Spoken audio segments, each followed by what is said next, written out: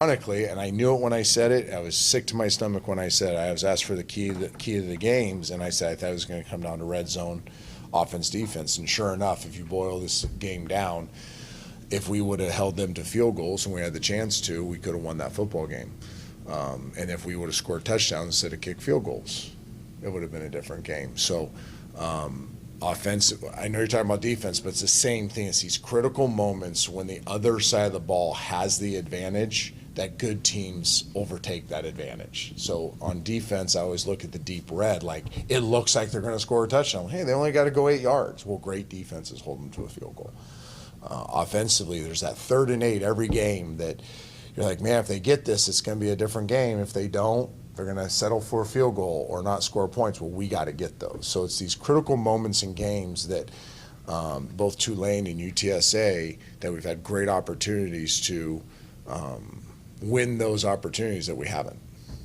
A lot of those critical downs, third down, you see, he unfortunately gets sacked a lot on those downs. As we saw, 3 of the 6 from UTSA were on third down. Just what do you do, to kind of, alleviate that pressure, because obviously a lot of teams are going to try to bring pressure on that down. Do you, take more shots downfield to kind of back up that defense?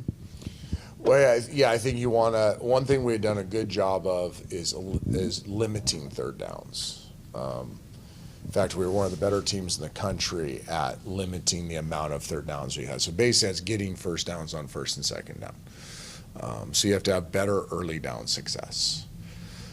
When you're in those situations, you got to make sure you're being creative with not forcing the quarterback to hold on the ball too long.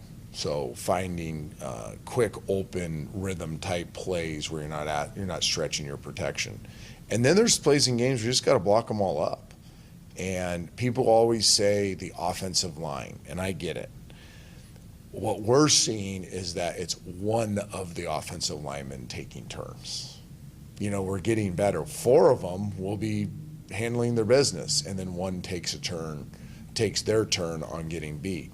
It's not the same guy every time, but we're sharing in the responsibility of breakdowns of plays and pass protection. So that's why it's one of the hardest positions in all sports, offensive line, because it takes all 5 of you doing an exceptional job to protect the quarterback, to give him time to throw the ball. So again, it's such a horrible thing to say. I feel Belichickian in saying this, but they just got to all do their jobs better. What are your early impressions of Memphis and with their quarterback, and where do you think he fits into a league that has some pretty good quarterbacks? Yeah, this league is loaded with quarterbacks. That's what I was doing before I came in here, was studying their offense. Yeah, they're very talented. They've done a great job in recruiting. Their roster is very, very athletic, fast, long. So they've definitely identified certain traits in building their roster that shows up. The quarterback handles this offense very well. He has mastery of it. He's very accurate. He's similar to Jacob in the sense that, he has quick eyes. He gets the ball to the open guy fast. He's very accurate doing so. So I said this last week, it doesn't matter what their opponent's name is, it's going to be a challenge for us. And Memphis brings its own unique challenges because of their athleticism, and they're very well coached, and they play hard. Coach, it's a very long season. It's a grind of a season too, but with their record, I guess what has been the biggest, or who's impressed you the most in the locker room with being that leader to keep the guys motivated and come to work each and every day? Yeah, I think we've got a bunch of them. I agree with you. It's a long season. And it's longer when you're 2 and 5. I'm energized. Like I'm really, really excited about the challenges. I was just asked by one of my mentors who was concerned with me, and I said, I am loving this. Like, I love the challenges that college football brings. I love the building part of it. I love the daily, how do I say this? The pick yourself up by the bootstraps and make a choice to be positive and energetic and a problem solver instead of feeling sorry for yourself. I love all that, and I think we have players that are like that too. I'll point specifically to Skull. I think Jermaine's been a tremendous leader through this. I think Jacob's been a tremendous leader. I think Brady Wilson's been a tremendous leader. I think Nakia Eason's been a tremendous leader. There's others I'm leaving out. Fish. Guys that easily, because they're disappointed, it's their last year, they expected something different. All of us expected something different. All of us had higher expectations in this. But they've handled that disappointment, and instead of feeling sorry for themselves, they've used it as an opportunity to grow as players and as people. I sometimes think head coaches have a false reality of what their locker room is. So I'm not going to say we have this greatest locker room ever. I don't know that.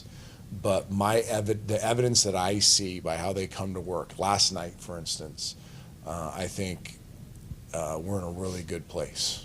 There's a lot of reasons to duck your head between your tail, is that what the term is, or bury your head in the sand, or complain or whine, or everybody would have that opportunity, and I'm not seeing them do that, which is a real positive. Trent, have you ever had a Memphis rib? I have, actually. Man, I lived in Tennessee for 4 years. I know you're kind of a foodie. Give me your culinary take on the difference between Birmingham and Memphis ribs. Oh, you put me on the spot, Joe. Well, obviously, I'm bullish. Okay, so Memphis ribs are kind of dry, and Birmingham ribs are not. I would agree with that statement. Which would you prefer? I'd prefer Birmingham, obviously. I've made that very clear. I have no affinity towards Tennessee, Memphis, especially ribs. I had a lot of success as a high school coach in the Memphis area, beating those teams badly. So, and I ate their ribs after we beat them. What did you think of the trophy when you saw it? I love the trophy. 94 pounds. I had to lift that thing. Ted wheeled it out to practice one day, and I tried to lift that thing. I was able to do it, but it was not easy. I counted it as a workout that day, just lifting it. So I think it's super unique. I think it's awesome. I'm really excited about being part of this rivalry coming back and getting our players excited about it. We saw some more kind of exciting plays on offense. See the pass from Terrell McDonald, tight end. Just how much more potential does this offense have, compared to, the mistakes it can make to kind of keep it from reaching that potential? You look at the 4 pre-snap penalties, at UTSA, just cleaning up those things. How much better can this offense get? Yeah, the pre-snap stuff was disappointing. I was concerned late in the week. We actually, as good as a week we had of practice last week, that was the one thing we weren't as buttoned up on. We had more little things like that show up last week, which were bothersome, and then they showed up in the game. This offense, for it to be as explosive it needs to be efficient first, and those things hurt the efficiency of it. To speak to the unique plays we run, we just do a lot of stuff. We consider those normal football plays. We've run 130 different pass concepts this year. We've run 58 different run concepts. We've called 110 fastball plays that are all unique. We've run 144 formations. These are all things that help us be successful offensively, but none of that matters. Those are just numbers unless you handle the details. And when we're in an advantageous down and distance situation, which when I called the double pass it allows you to call the whole playbook. When you get behind the chains because you're making silly mistakes, there's only a handful of plays you can call. Like our ginormous playbook that has all this cool stuff in it literally gets limited to a sheet of paper, a 3x5 card. Because there's only so many things you can call in those situations. So the players have heard this. They know that. They want to call the cool stuff. They want the cool stuff called, I should say.